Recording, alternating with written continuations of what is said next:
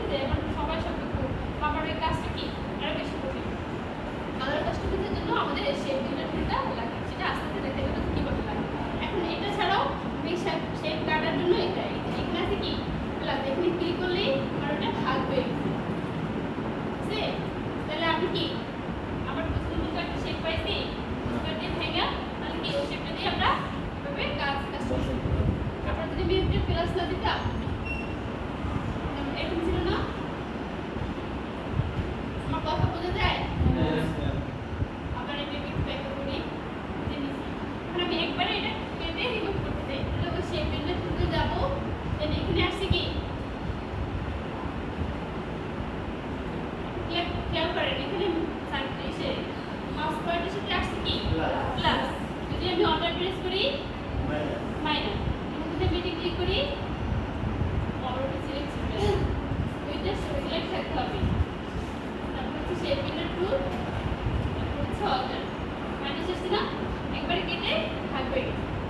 করছি।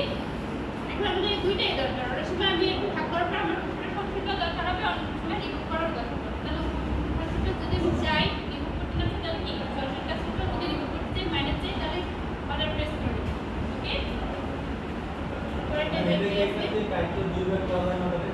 আচ্ছা আমি যদি উপরেটা কনভার্ট করতে মাঝখান দিয়ে একটা কাট কি বলে তো দুইটা শেপে তো মানে একটা শেপে থেকে আসছে না মাঝখান দিয়ে বাকিটা মানে ওই দাগ করা বা ক্যালকুলেটরে দুই ভাগ করা যায় হ্যাঁ, যদি আমি মাইনাস দিচ্ছি দেখে চলে গেছে। মাইনাস না দিলে থেকে মাইনাস না দিলে নিচে আরেকটা শেপের দরকার থাকে। তাহলে ওই বড় শেপটা ডিভাইডেড হয়ে এই দুটোকে ভাগ করে দিই। ঠিক আছে?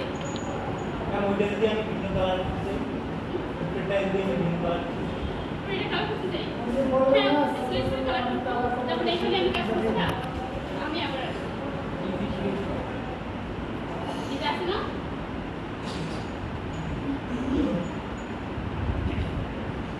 এটাই করতে এরকম আমাদের চিন্তা করতে হবে যে ডিজাইন করা যায়। এই, ঠিক আছে? এখন আমি দিচ্ছি যে আমার উপরেটা থাকবে নিচেটা যাবে। সেটা দেখতেছে দুইটা দিকে আলাদা করব আমরা দুইটা এখানে ভাগ করে কালার করতে হবে। একসাথে তো এখানে কিন্তু একসাথে আছে, এখনো ভাগ হয় নাই। ভাগ হয়েছে? ভাগ হওয়ার পর ভাগ হয় নাই। প্রথমে আমরা এটা তো ভাগ করতে হবে। এই যে এই জিনিসটা ভাগ করতে হবে। তো এইটা আমি দেখে কালার কি করে করব। কালারটা এই যে ওটা কোন দিন না দেখে এই এটা আমি ভাগ করি।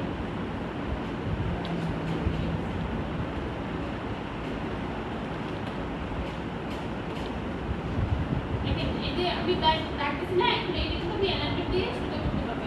সবগুলো একসাথে সিলেক্ট করে এই যে অ্যালাইনমেন্ট যাবে। অ্যালাইনমেন্ট কিন্তু আমাদের খুব দরকার। আমাদের ডিজাইন প্রিন্সিপাল কয়টা? তিনটা তিনটা। কি কি? কালার অ্যালাইনমেন্ট ছাড়া কিন্তু আমরা কোনো কাজই হবে না। সেটা আমার একদম পয়েন্ট আসছে। এইভাবে অ্যালাইনমেন্ট দিয়ে কাজ করতে, ঠিক আছে? এখন আমি দেখতেছি এই এখানে স্কোয়ারটাকে চারটা ভাগ করতে, কয়টা ভাগ করতে?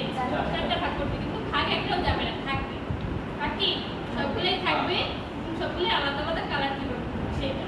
তাহলে সেই কাজটা শেপ বিল্ডের টুল দিয়ে করবো। প্রথমে এইগুলো সবগুলো শেপই সিলেক্ট করবো, দেন শেপ বিল্ডের টুল মাইনাস দেবো। মাইনাস দিতে হবে, কেটে যাবে। জাস্ট এটা সিলেকশন করবো, সিলেকশন করবো, ঠিক আছে? সিলেকশন করার পরে এখানে যাবো। এখন এখানে আমরা এই সবগুলো শেপই আলাদা করছি। এর আগে কি সম্ভব ছিল এরকম এই একটা স্কোয়ার দিয়ে বের করা? সম্ভব ছিল? আলাদা হয়েছে?